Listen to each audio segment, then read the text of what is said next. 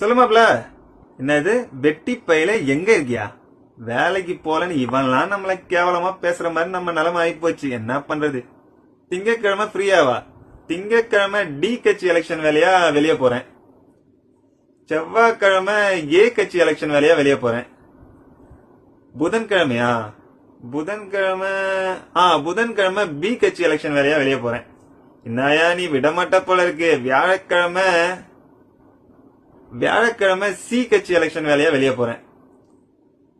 வெள்ளிக்கிழமை வேற எதுவும் அப்புறம் வெள்ளிக்கிழமை வருது என் கட்சி எலெக்ஷன் வேலையா வெளியே போறேன்.